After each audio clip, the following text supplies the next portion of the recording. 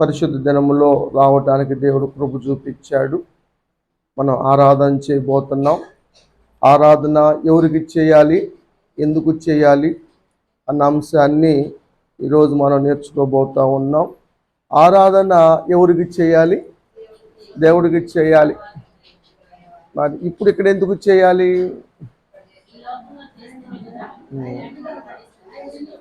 ఆయన దేవుడు కాబట్టి చేయాలి, ఆరాధనకి యోగ్యుడు కాబట్టి చేయాలి, ఆరాధించాలి కాబట్టి చేయాలి. మనం ఏదైనా సరే భూమి మీద ఉన్నప్పుడే అన్నీ నేర్చుకోవాలి. ఎందుకంటే పరలోక రాజ్యంలో మనం నేర్చుకుంటానికి ఉండదు, చేయటమే. అన్నీ ఇక్కడే నేర్చుకోవాలి. పరలోక సంబంధానికి సంబంధించినవన్నీ కూడా ఇక్కడ ఉండంగానే మనం చేసుకోవాలి. అది మారు మనసు అయినా, బాప్తిస్మమైన, ఆరాధన అయినా, క్రమమైనా అన్నీ ఇక్కడే నేర్చుకోవాలి. ఇక్కడ నేర్చుకున్న దాన్ని బట్టి అక్కడికి మనం వెళ్తాం, అక్కడ మనం ఆ క్రమాన్ని ఫాలో అవుతాం. అందుకని మనం ఆరాధన కూడా ప్రతి ఆదివారం మనం చేసుకుంటూ ఉన్నాం. కానీ మనం మరి ప్రతిరోజు కూడా ఆరాధనకి సమయం కేటాయించి ముందుగా స్తుతులు చెల్లించి ఆరాధన చేసిన తర్వాతే మన కార్యక్రమాన్ని ప్రారంభించుకుంటున్నాం.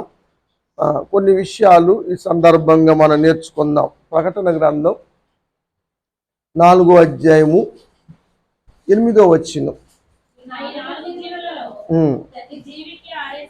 ప్రతి జీవికి 6 రెక్కలు ఉన్నవి, కన్నులు ఉన్నవి.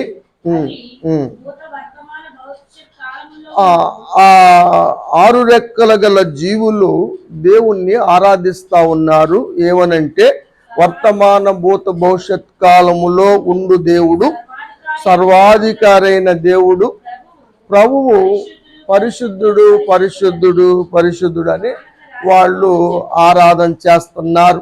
మానక స్తుతిస్తూ ఉన్నారు, గణపరుస్తూ ఉన్నారు. 6 రెక్కలున్న జీవుల్ని ఏమంటాం మనం? మహాదూతలు అంటాం, లేదా శరాపులు అంటాం.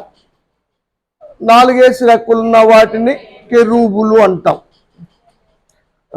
ఈ వివరణ మనం చూస్తే యెషయా గ్రంథంలో కూడా 6వ అధ్యాయము 2వ వచనంలో ఉంటది.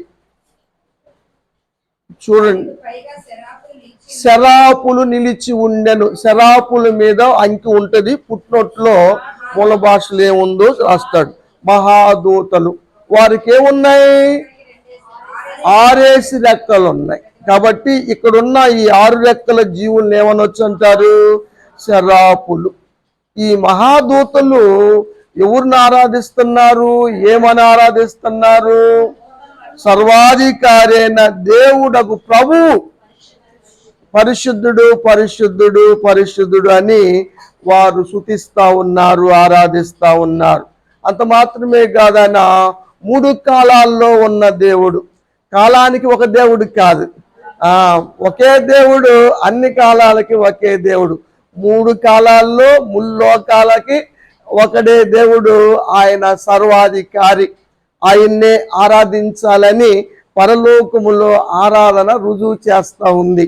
ఆ క్రమాన్ని మనం ఇక్కడే నేర్చుకోవాలి. ఆ విషయాన్ని మనం జ్ఞాపకం చేసుకుందాం. ఇందుకు వారు సర్వాధికారి అయిన దేవుడకు ప్రభు అన్ని ఎవరిని అన్నది? యేసు ప్రభు వారిని. యేసు ప్రభు వారు సర్వాధికారి అయిన దేవుడు అంటారా? డౌట్ వచ్చేసిందా? యేసు ప్రభు వారు పునరుద్ధరణైన తర్వాత శిశువులకి బాధ్యత, గ్రేట్ కమిషన్ అంటారు కదా, దాన్ని అప్పగించిన తర్వాత యేసు ప్రభు వారు వాళ్ళకు మాట చెప్పారు. మత్తయి సువార్త 28వ అధ్యాయము 18వ వచనములో, పరలోకమందును భూమి మీదను నాకు సర్వాధికారం ఇవ్వబడింది. దేవునికి సర్వాధికారం ఉంది, యేసు ప్రభు వారికి సర్వాధికారం ఉంది అని ఆయన చెప్పాడు. అపోస్తలుడైన పౌలు పరిశుద్ధాత్మ ద్వారా రోమా సంఘానికి రాయబడినటువంటి మాట రోమీయులకు రాశాడు. రోమా పత్రికలో 9వ అధ్యాయం 5వ వచనంలో ఈ మాట చూస్తాం.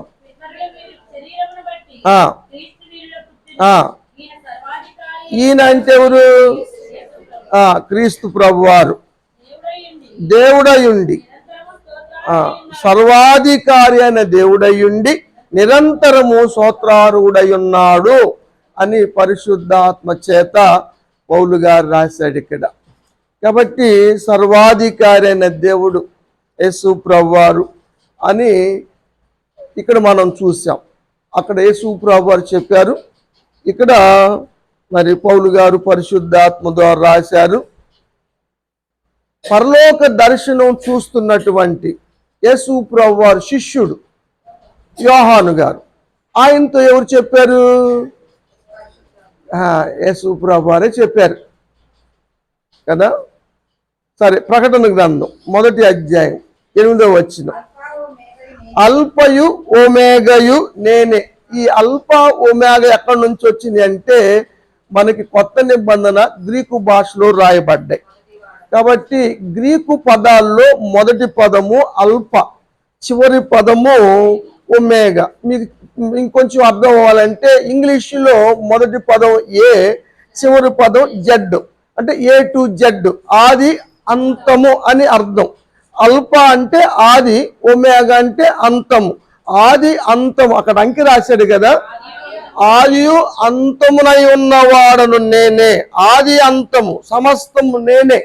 అల్పయు ఒమేగయు నేనే, వర్తమాన భూత భవిష్యత్ కాలములు అంటే 3 కాలాల్లో కూడా ఉండువాడను నేనే అని సర్వాధికారి అయిన దేవుడకు ప్రభువు సెలవిచ్చాడు. దేవునికి స్తోత్రం. కాబట్టి సర్వాధికారి అయిన దేవుణ్ణి మనం ఆరాధించాలి. ఆ విషయాన్ని ఇక్కడ మనం చూస్తా ఉన్నాం. ఇంకొక మాట కూడా 18వ వచనంలో మనం చూస్తాం, నేను మొదటి వాడను కడపటి వాడను జీవించువాడను, మృతుడనైతిని గాని ఇదిగో యుగ యుగములు సజీవుడను, మరణము యొక్కయు పాతాళ లోకము యొక్కయు తాళపు చెవులు నా స్వాధీనములో ఉన్నవి. చాలమ్మ. ఇది యేసు ప్రభువారికి ఇవ్వబడిన అధికారాన్ని గురించి తెలియజేయమన్న మాటలు. దీన్ని బట్టి యేసయ్యకు సర్వాధికారం ఉందంటారా? సర్వాధికారం కలిగిన దేవుడేనంటారా? ఆయన భూమి మీద ఉన్నప్పుడు సర్వాధికారాన్ని ప్రదర్శించారా? సర్వాధికారం చూపించారా? దేవునికి స్తోత్రం కలుగును గాక. ఆ సన్నివేశాల గురించి ఈరోజు మనం ధ్యానం చేయబోతా ఉన్నాం. యేసు ప్రభువారు ప్రకృతి మీద అధికారాన్ని చూపించారు. యేసు ప్రభువారు శిష్యులు కలిసి అద్దరికెళ్ళాలని సముద్రం మీద దోణిలో ప్రయాణం చేస్తూ ఉన్నారు. అప్పుడు తుఫాను లేచి గాలి వీచటం ద్వారా అలలు లేచి వారు ఉన్న దోణి మీద కొట్టినప్పుడు శిష్యులు భయపడిపోయి యేసు ప్రభువారు లేపి, బోధకుడా మేము నశించిపోతున్నాం, నీకు చింత లేదా అని యేసు ప్రభువారితో అన్నప్పుడు యేసు ప్రభువారు గాలిని సముద్రాన్ని గద్దించాడు, నిమ్మలమై ఊరకుండుమన్నాడు. మార్కు సువార్తలు అయితే 4వ అధ్యాయం, మత్తయి సువార్త అయితే 8వ అధ్యాయం. మార్కు సువార్త 4వ అధ్యాయం 39వ వచనం, లేచి గాలిని గద్దించాడు, నిశ్శబ్దమయ్యుండు. గాలి అణిగి మిక్కిలి నిమ్మలమాయను. చదువము అని వారిని అడిగారు. ఎవరు అనుకుంటుంది? ఎవరు? శిష్యులే. ఏమనుకుంటున్నారు? ఈయనెవర్రా? గాలి సముద్రాలు కూడా ఈయనకి లోబడుతూ ఉన్నాయి అని చెప్పుకున్నారు. ఎందుకని లోబడ్డాయి అంటారు? ఆయనే సృష్టికర్త కాబట్టి, ఆయనే సర్వాధికారి కాబట్టి. ప్రకృతి ఆయనకు లోబడింది. సముద్రం మనం అరవద్దురా అంటే మనమే అరవకోకుండా ఉండలేకపోతున్నాం. గాలిని గద్దించగలిగాడు, సముద్రాన్ని నిమ్మలపరచగలిగాడంటే నిజంగా ఎంత గొప్ప విషయమో, ఎంత అధికారం ఉంటే ఆయన ఆ పని చేయగలిగాడు అన్న విషయాన్ని మనం గమనించాలి. ఆయన స్వయంగా చూపించాడు. సముద్రం మీద నడిచి వచ్చాడు. ఆయన అంత మాత్రమే కాదు కానీ ఆయన యందు విశ్వాసం ఉంచినటువంటి పేతురును కూడా సముద్రం మీద నడిపించగలిగాడు. ఆయన నమ్మితే అసాధ్యాలను సాధ్యంగా మార్చగలిగిన సమర్థుడు అన్న విషయాన్ని మనం చూస్తూ ఉన్నాం. కాబట్టి మధ్యలో పేతురు అల్ప విశ్వాసం రావటం వల్ల మునిగిపోయాడు. విశ్వాసం అసాధ్యాలను చేస్తే అల్ప విశ్వాసం ముంచేస్తుంది అన్న పాఠాన్ని ప్రాక్టికల్ని వారికి నేర్పారు యేసుప్రభువు వారు. యేసుప్రభువు వారు బోధకుడిగా ఆయన బోధించిన విషయాలు, నేర్పించిన విషయాలు థియరీయే కాదు, ప్రాక్టికల్స్ కూడా ఆయన చూపించాడు, నేర్పించాడు. ఇది కూడా ఒక ప్రాక్టికల్ అన్నమాట. వాళ్ళకి అధికారాన్ని చూపించిన సంగతి మనం చూస్తూ ఉన్నాం.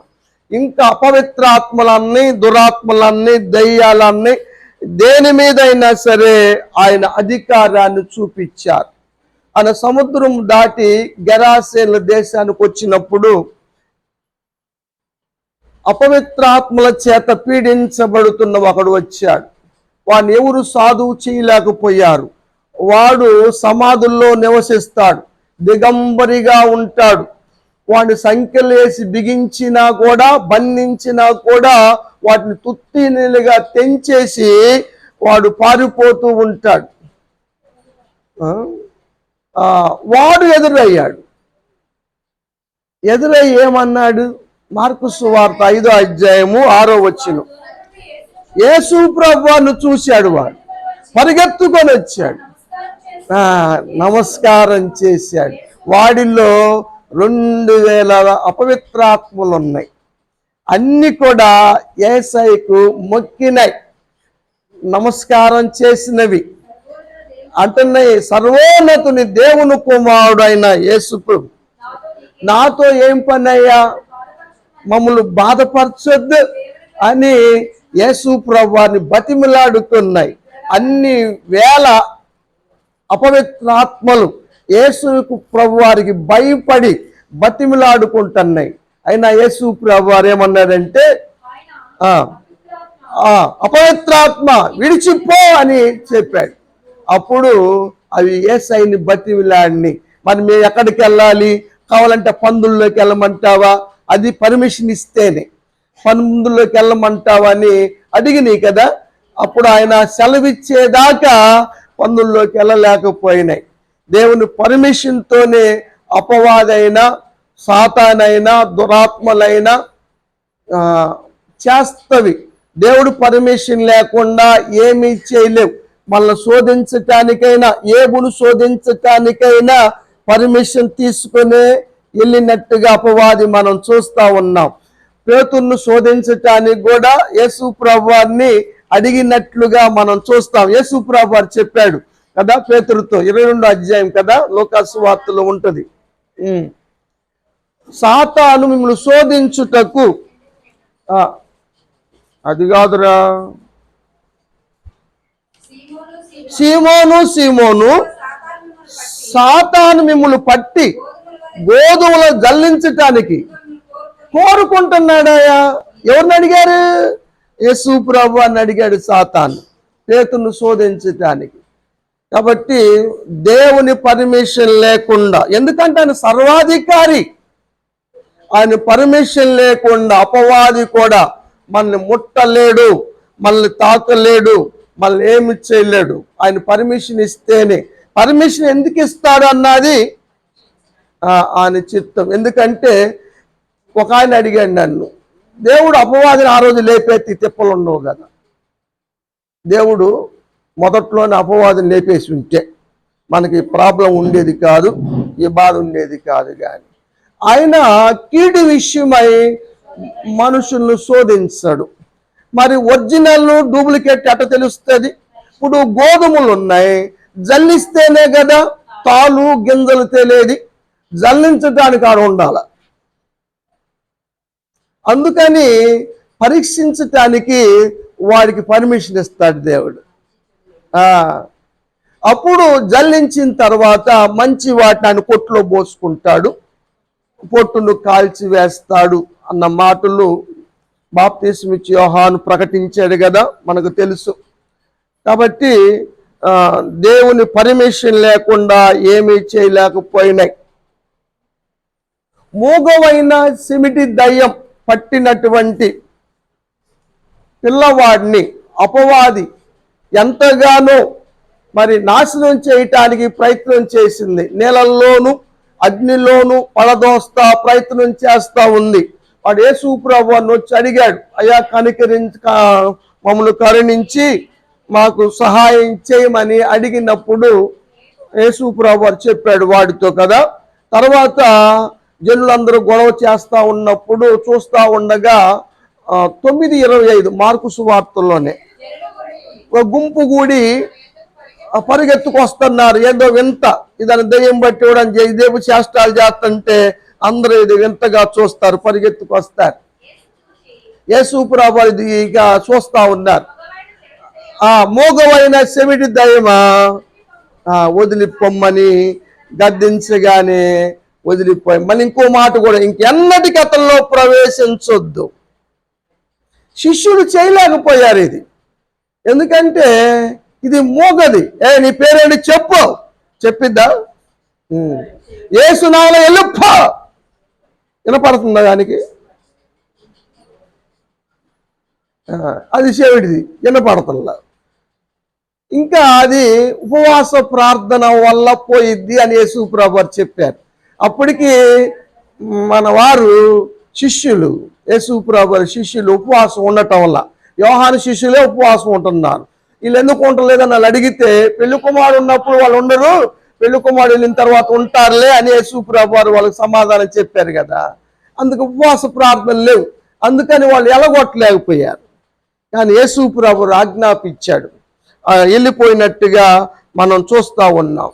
4వ అధ్యాయంలో లోకాసు వార్తల్లో కూడా సమాజ మందిరములో దయ్యం పట్టిన వాడు ఒకడు ఉన్నాడు. 4వ అధ్యాయం 33వ వచనం. అపవిత్రాత్మ దయ్యం పట్టినటువంటి వాడేమంటున్నాడు అంటే దయ్యమే అంటుంది, వాళ్ళలో ఉన్న దయ్యం. నజరేయుడైన యేసు మాతో ఏం పని, మమ్మల్ని నశింప చేయవచ్చావా? వాటికి తెలుసు యేసు ప్రభువు శక్తి ఏంటో. ఇంకొకటి అంటే కాలం కాకముందే వచ్చేవేంటయ్యా అని అడుగుతాయి. అంటే వాటి కాలం తెలుసు, అది సమయం తక్కువగా ఉందని మీ దగ్గర దిగి వచ్చాడు, బహు క్రోధంతో వచ్చాడని లేఖనాలు తెలియజేస్తూ ఉన్నాయి. కానీ యేసు ప్రభువు గద్దించగానే విడిచి వెళ్ళిపోయినట్లుగా పరిశుద్ధ గ్రంథంలో చూస్తూ ఉన్నాం. సమాజ మందిరంలో కూడా వచ్చే వాళ్ళు కూడా దురాత్మలతో పీడించబడే వాళ్ళు ఉంటారు కదా. 18 సంవత్సరాలు ముట్టి దయ్యము చేత బంధించబడి, సాతాను చేత బంధించబడి నడుము వంగిపోయిన స్త్రీ సమాజ మందిరంలో ఉంది. యేసు ప్రభువును చూచి దగ్గరికి పిలిచి ఆమె మీద చేతులు ఉంచి, నీ బలహీనత నుంచి విడుదల పొందావంటే ఆమె స్వస్థ పొందుకుంది కదా. ఇదేంది ఈయన విశ్రాంతి దినం రోజు ఈ పని చేస్తున్నాడేంటి అని అక్కడున్న పరిచయులందరూ కూడా భావించినప్పుడు యేసు ప్రభువు చెప్పిన మాట 13వ అధ్యాయం 16వ వచనం లోకాసు వార్త. 18 సంవత్సరాల ముట్టి ఎవరు బంధించింది? సాతాను బంధించాడు. వినిపించకూడదా ఏంటి? ఆ విధంగా మంచి చేయడం మంచిదా, కీడు చేయడం మంచిదా? ధర్మమే కదా అని వారితో చెప్పాడు. సైతాను మీద కూడా యేసు ప్రభువు అధికారాన్ని చూపారు కదా. ఆ బలహీనపరిచే ఆమె నుంచి వెళ్ళిపోయినట్టుగా లేఖనాల్లో చూస్తూ ఉన్నాం. దురాత్మల చేత పీడించబడిన వాళ్ళు ఎంతో మందిని తీసుకొస్తూ ఉంటారు మన దగ్గరికి. దాన్ని ప్రార్థన చేస్తాం, మన దగ్గరేం కాదు, అది దేవుని యొక్క శక్తి ద్వారా వెళ్ళటమే. యేసు ప్రభువు దగ్గరికి ఒకసారి వచ్చారు శిష్యులు, అయ్యా నీ నామంలో మాకు దెయ్యాలు లోబడతాయి కదా. ఎవరి నామంలో దెయ్యాలు లోబడవు, యేసు నామానికి లోబడతాయి. ఎందుకంటే ఆయన అధికారం కలిగిన దేవుడు, శక్తి కలిగిన దేవుడు. అందుకని మనం యేసు ప్రభువుని ఆరాధిస్తూ ఉన్నాం, గణపరుస్తూ ఉన్నాం, స్తుతిస్తూ ఉన్నాం.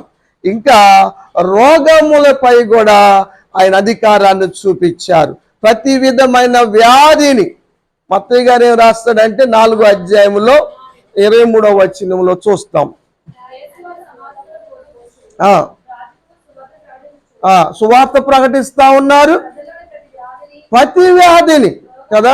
ఇప్పుడు డాక్టర్లు ఉన్నారనుకో, ఒక్కోదానికి ఒక స్పెషలిస్ట్, ఒకదాన్ని చూస్తే ఇంకోటి చూడడం. మేం కాదమ్మా చూసేది, వాడి దగ్గరికి వెళ్ళమంటాడు. నేను గుణినే చూస్తానమ్మా, నేను కార్డియాలజిస్ట్ని, నేను చూడను, స్కిన్ స్పెషలిస్ట్ దగ్గరికి వెళ్ళి నువ్వు అంటాడు. అట్లా ఒక్కొక్క దానికి ఒక్కొక్క పార్ట్కి ఒక్కొక్క డాక్టరు.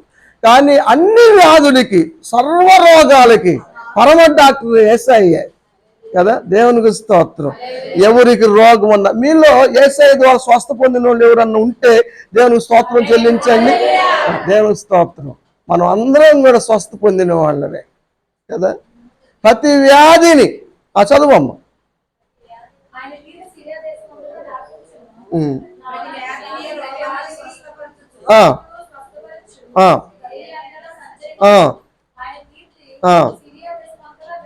వ్యాపించను నానా విధ రోగములు. ఇదని అదని చెప్పటానికి లేదు. అది దీర్ఘకాలమైనా సరే, 12 సంవత్సరాల రక్తస్రావం అయినా సరే, కేవలం ముట్టుకుంటేనే ఆయనలో ప్రభావం ఉంది. యేసు ప్రభువు వారు ప్రభావం కలిగిన దేవుడు కదా. ఆయనలో ప్రభావం స్వస్థపరుస్తూ ఉంది. చదువు. వేదంతో బాధపడిన వారిని, పీడించబడుతున్న వారిని, దయ్యం పట్టిన వారిని, చాంద్ర రోగులు, అదే నీళ్ళ పడేవాళ్ళు చాంద్ర రోగులు అంటే అగ్నిలోను నీళ్ళలోను పడేవాళ్ళు చాంద్ర రోగులు, పక్షవాయు గల వారిని దేవుని దగ్గర తీసుకొచ్చారు. యేసు ప్రభువు దగ్గర తీసుకొచ్చారు. అందరిని స్వస్థపరిచారు. ఆయనకి రోగాల మీద అధికారం ఉంది. కాబట్టి ఎవరు బలహీనంగా ఉన్నా సరే యేసు ప్రభువు వారికి ప్రార్థన చేస్తే తగ్గుతున్నాయి అంటే ఆయనకి అధికారం కలిగిన దేవుడు కాబట్టి దేవునికి స్తోత్రం కదా. 8వ అధ్యాయం 17వ వచనం మత్తయి సువార్తలో ఏం చెప్పాడంటే ఒక మాట చూద్దాం. ఆయన మాట ద్వారానే, మాట ద్వారానే స్వస్థత కదా. శతాధిపతి అంటాడు, అయ్యా నువ్వు మాట మాత్రం సెలవిస్తే చాలు, నా దాసుడు స్వస్థపడతాడు. నిజంగా నేను ఇశ్రాయేలులో కూడా ఇంత శ్వాసాన్ని నేను చూడలేదని యేసు ప్రభువు వారు శతాధిపతిని మెచ్చుకున్నట్టుగా మనం చూస్తాం కదా. మాట ద్వారాగానే. ఒకసారి అధికారి వచ్చాడు, అయ్యా నా కుమారుడు బాధపడుతున్నాడు, జ్వరముతో బాధపడుతూ ఉన్నాడు, నువ్వు వెళ్ళు నీ కుమారుడు బాగయ్యాడు అంటే వెళ్ళిపోయాడు. అంతలోకి ఆ ఇంటికాడ నుంచి వచ్చిన వారు నీ కుమారుడు స్వస్థ వచ్చిందని చెప్పారు. ఏ గంటకి? 1 గంటకి యేసు ప్రభువు వారు స్వస్థత పొందుతాడని చెప్పిన సమయం అదే. నిజంగా యేసు ప్రభువు వారు ప్రతి రోగం మీద అధికారాన్ని చూపించారు. అంత మాత్రమే కాదు, పాపములను క్షమించటంలో కూడా తన అధికారాన్ని చూపించినట్లుగా మనం చూస్తూ ఉన్నాం కదా. మార్కు సువార్త అయితే 2వ అధ్యాయము, మత్తయి సువార్త అయితే 9వ అధ్యాయం. పక్షవాయువు గల వారిని మోసుకొచ్చారు. వారి విశ్వాసాన్ని చూసి యేసు ప్రభువు వారు నీ పాపములు క్షమించబడ్డవి అన్నప్పుడు అక్కడ ఉన్న వాళ్ళందరూ అనుకున్నారు, ఈయనెవరు దేవదూషణ చేస్తున్నాడు కండి, దేవుడు ఒక్కడే కదా పాపములు క్షమించేది అంటే ఆయన అన్న మాట చదవండి. పాపములు క్షమించుటకు భూమి మీద మనుష్య కుమారుడికి అధికారం ఉంది. పాపములు క్షమించాడు యేసు ప్రభువు వారు కదా. పాపాత్మురాలు వచ్చింది కదా, ఆమెతో ఏం చెప్పాడు? లూకాసు వార్త 7వ అధ్యాయము 48వ వచనములో పశ్చాత్తాపడింది, ఆయన కన్నీటితో ఆయన పాదాలు కడిగింది కదా. పరిచయమైన సీమోను ఇంట 48వ వచనంలో నీ పాపములు క్షమించబడ్డవి, సమాధానము గల ఎల్లమని ఆమెతో చెప్పారు యేసు ప్రభువు వారు. వ్యభిచారం మందు పట్టబడిన స్త్రీని కూడా చంపాలని ధర్మశాస్త్రం ప్రకారంగా రాళ్ళు కొట్టి చంపాలని తీసుకొచ్చారు. ఏం చేయమంటావు నువ్వు చెప్పు. ఇప్పుడు ఆయన పరిశోధించారు. ఆయన రాస్తా కూర్చున్నాడు. ఏమి రాశాడంటారు? వాళ్ళు ఏమనుకున్నారంటే పాపాలు రాస్తున్నారని కదా. కానీ ఆయన రాసింది ఏను ధర్మశాస్త్రాన్ని రాసిన ఏళ్ళు కదా. అక్కడ రాసి చూపించాడు. పాపం ఒక్కరిది చేసుకుంటుందా? మరి ఆడేడి వాడిని తీసుకురాల, వాళ్ళు చుట్టమేమైనా కానీ. మరి వ్యభిచారం ఇద్దరు చేస్తారు, ఒకరు చేసుకోరు కదా. మరి ఏమైనా తీసుకొచ్చారు.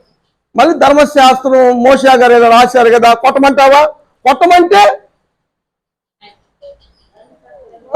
ఆయన ఇంకే కనికరం ఎక్కడుంది, ప్రేమ ఎక్కడుంది అంటారు. కొట్టొద్దంటే ధర్మశాస్త్రాన్ని మీరాడు అని ఏదో ఒక నేరం మోపాలని. యేసు ప్రభువు అన్నారు, మీలో పాపం చేయని వాడు ఏంటి రాయి అన్నాడు. గుండెలు పగిలిలేదు కదా, వారు హృదయాలు అక్కడ రాశాడు కదా. ఏం రాశాడు? 8వ అధ్యాయం యోహాను సువార్తలో ఉంటుంది. మనస్సాక్షి చేత గద్దించబడ్డా, అందుకని రాళ్ళు ఆడబడేసి వెళ్ళారు. యేసు ప్రభువు అమ్మ వాళ్ళు ఏరి అన్నాడు. ఏరు కొడతానికి వచ్చింది కదా.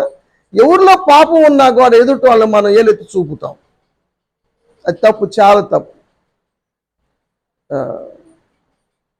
ఏరమ్మాళ్ళు ఎవరిని శిక్షించలేదా? ఎవరు శిక్షించలేదు ప్రభువా. నిజంగా అమ్మ అని పిలవగలిగాడంటే ఒక ఎవరని పిలవగలుగుతారా? వ్యభిచారంలో పట్టుబడి వచ్చిందని అక్కడ కూర్చోబెడితే అమ్మ అని పిలుస్తారు ఎవరన్నా? అది ముచ్చుది, దొంగది, పై కట్టకనబడుద్ది, మాకు తెలియదు, ఇలాంటిది అలాంటిది అని ఎన్ని విమర్శిస్తారు కదా. అమ్మ అని వాళ్ళకి ఆ హృదయం పగిలిపోయింది అంతే. ప్రభువా అని వెంబటే ఎవరు ఎవరు శిక్షించలేదు ప్రభువా, అయితే నేను కూడా శిక్షించను, ఇక పాపం చేయమాట అని యేసు ప్రభు వారు ఆమెను పంపించి వేశాడు. ఎందుకంటే అనే అధికారం ఉంది, పాపమును క్షమించే అధికారం యేసు ప్రభు వారు చూపించారు. అంత మాత్రమే కాదు, మరణముల మీద ఆయన అధికారాన్ని చూపించాడు. యాయూరు విధవరాలు కుమారుడు చనిపోయినప్పుడు పాడి మీద మోసుకెళ్తా ఉన్నారు. అవి ఏడ్చుకుంటా వస్తూ ఉంటే ఆ మీద కనికరపడి పాడిని ముట్టితే వాళ్ళు ఆగిపోయారు. వాళ్ళు ప్రాణాన్ని తిరిగి రప్పించాడు. వాళ్ళు లేచి కూర్చుంటే తన తల్లికి అప్పగించాడు. ఇది లూకా సువార్తలో రాస్తాడు, మనం చూస్తాం. చిన్నవాడా లెమ్మనగా 7వ అధ్యాయం, చిన్నవాడా లే అన్నాడు చనిపోయిన వాడిని. వాళ్ళు లేచి కూర్చున్నాడు. ఇక్కడ త్రోవలో ఒకడు బ్రతికిచ్చాడు, పోతా ఉండంగా త్రోవలో బ్రతికిచ్చాడు. యాయూరు కుమార్తెని ఇంట్లో బతికిచ్చాడు. అన్నారు ఆమె చచ్చిపోయింది అంటే ఆమె నిద్రిస్తుంది అన్నాడు యేసు ప్రభు వారు. అందరిని ఎగతాళి చేశారు, నవ్వారు. ఎందుకంటే ఆమె చచ్చిపోయిందని వాళ్ళకి తెలుసు అంట. పక్కన 8వ అధ్యాయం ఉంటుంది చూడండి, 53వ వచనం. ఆమెకంటే ఎరిగారంటే ఏమని, ఆమె చచ్చిపోయిందని. అన్ని దమ్ములు కొడుతున్నారు, ఏడుస్తా ఉన్నారు, పిల్లలు గోవులు వేస్తున్నారు, దమ్ములు మోగెత్తున్నారు. ఎందుకంటే చచ్చిపోయింది అమ్మాయి.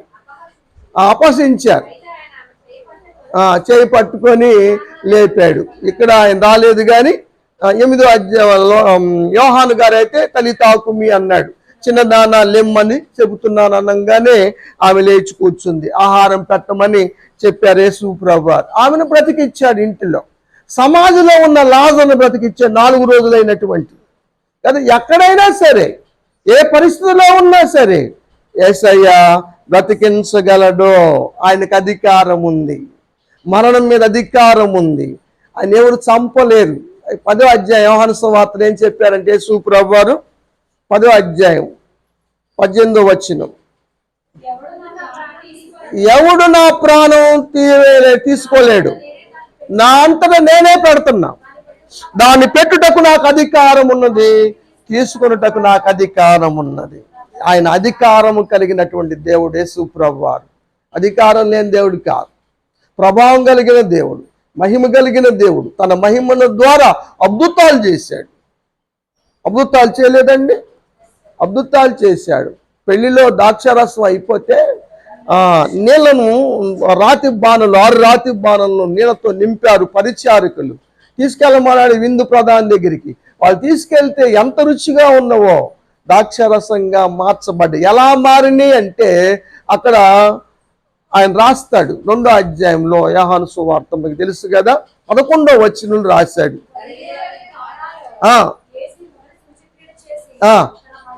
ఎలా మారినాయి? తన మహిమ ద్వారా దేవుడు యేసు ప్రభువు తన మహిమను బయలుపరిచాడు. యేసయ్య మహిమ కలిగిన దేవుడు, యేసయ్య ప్రభావం కలిగిన దేవుడు, యేసయ్య సర్వాధికారి అయిన దేవుడు, మరణాన్ని జయించి తిరిగి లేచిన దేవుడు, మన కోసం ప్రాణం పెట్టిన దేవుడు కదా. ఎవరు పెట్టారండి? మన కోసం క్రయధనముగా తన ప్రాణాన్ని ధారపోసిన దేవుడు. ఆయన ఆరాధించకపోతే ఎవరు ఆరాధిస్తారు? ఆయన సజీవుడైన దేవుడు కదా. ఆయన మృతుడు కాదు. ఎవరు ఎదుగుతున్నారు మీరు పోయి? సజీవుడు మృతులు ఎదుగుతున్నారేంది అన్నాడు యేసు ప్రభువు వారు కదా. సజీవుడిని మృతుకులు ఎతకూడదు. అది సజీవుడు, యుగ యుగములు సజీవుడు, నేను మీతో ఉన్నాను అన్నాడు ఆయన కదా. సజీవుడిని మనం ఆరాధించేది సజీవుడైన దేవుణ్ణి, చనిపోయిన దేవుని కాదు. అందుకని మనం గమనించాలి. అద్భుతాలు చేశాడు యేసు ప్రభువు. 2 చేపలు 5 రొట్టెలతోనే పురుషులే 5,000 మంది కదా. స్త్రీ ఎంతమంది ఉంటారు? ఎక్కడైనా ఎక్కువే ఉంటారు పురుషుల కన్నా. వాళ్ళ దగ్గర పిల్లలు ఉంటారా? వాళ్ళు ఎంతమంది ఉంటారు? చాలా మంది ఉంటారు. వాళ్ళందరూ తినంగా, తృప్తిగా తినంగా, ఇది ఏళ్ళతో రాయటం కాదు, తృప్తిగా తిన్నంతగా ఇంకా 12 గంపలు మిగిలిన. అద్భుతం చేసే దేవుడు, అద్భుతాలు చేసే దేవుడు, నిజంగా స్థితిగతులు మార్చే దేవుడు. మార్చలేదండి. కాబట్టి ప్రయాసపడి, రాత్రంతా ప్రయాసపడి చేప దొరక్క ఒడ్డుకొచ్చి వలలు బాగు చేసుకుంటున్నారు విచార ముఖాలతో పేతురు గారు కదా. అక్కడికి వచ్చి అడిగి దోణిలో ఎక్కి వాక్యాన్ని బోధించిన తర్వాత ఇప్పుడు దోణిను లోతుకు నడిపించమని యేసు ప్రభువు చెప్పారు పేతురుతో. అయ్యా రాత్రంతా ప్రయాసపడ్డామయ్యా, వాళ్ళు పుట్టిందే చేపల్లో, పెరిగిందే అక్కడ, వాళ్ళకేంది ఎందుకు తెలియదు? నీకేం తెలుసు ప్రభు? చేపలు పట్టేవాళ్ళం మేము, చేపలు ఎప్పుడు వస్తాయో, ఏ సమయంలో వస్తాయో మాకు తెలుసుగా అన్నాడా. అయినా నీ మాట చొప్పున వేస్తామని వలేస్తే విస్తారమైన చేపలు పడ్డాయి. 1 దోణి కాదు, 2 దోణులు నిండిపోయినాయి కదా. అప్పుడు గమనించాడు, నిజంగా అయ్యా నేను పాపాత్ముడినయ్యా అని పేతురు మొక్కాడు. 5వ అధ్యాయంలో చూస్తాం లోకాసు వార్తలో.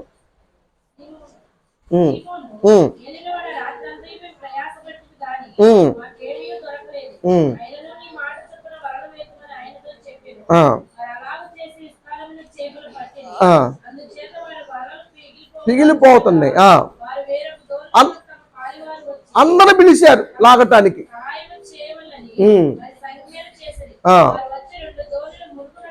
2 దోణులు మునిగిపోయినాయి. అది చూసి ఇప్పుడు మొక్కాడు. అప్పుడు అర్థమైంది ఆయన ఎంత గొప్ప దేవుడో. అయ్యా నేను పాపాత్మున్నయ్యా, రే బాబు నేను చేపలు పట్టే వాళ్ళకి కాదు, మనుషులు పట్టే జాలరగా చేస్తానని యేసు ప్రభువారు మరి మాట ఇచ్చారు. ఆ విధంగా చేశారు కదా. అద్భుతాలు చేశారు. రక్షణ తెచ్చాడు, రక్షణ ఇచ్చాడు. రక్షణ ఇచ్చే అధికారం ఎవరికంది? పరదేశి ఇచ్చే భాగ్యం ఎవరికంది? దొంగోడికి ఇచ్చింది ఎవరు? ఆ శిలువ మీద ఉన్న దొంగోడికి కదా. ప్రధాన పాపి అయిన పౌలు గారికి ఇచ్చింది ఎవరు?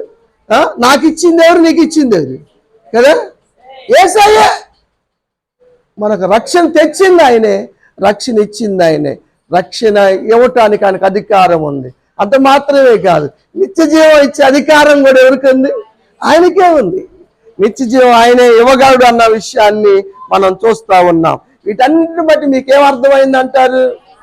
ఆయనే సర్వాధికారి అయిన దేవుడు. దేవుని స్తోత్రం కలుగునుగా. అందుకని మనం ఆరాధించాలి, అని గణపరచాలి. నీకు ఏది కొరువైనా ఆయన చేస్తాడు. నీ జీవితం అద్భుత కార్యాలు చేయాలైనా ఆయన చేస్తాడు. నీకు ఏ బలహీనత ఉన్నా ఆయన స్వస్థపరుస్తాడు. నీ ఆయుష్ పొడిగించాలన్నా ఆయన పొడిగిస్తాడు. ఏ కార్యం జరిగించాలన్నా చేస్తాడు కదా. ఇంకా రక్షణ లేని వాళ్ళు కావాలంటే రక్షణ ఆయన ఇవ్వగలడు. నీకు నిత్య జీవాన్ని ఆయన ఇవ్వగలడు.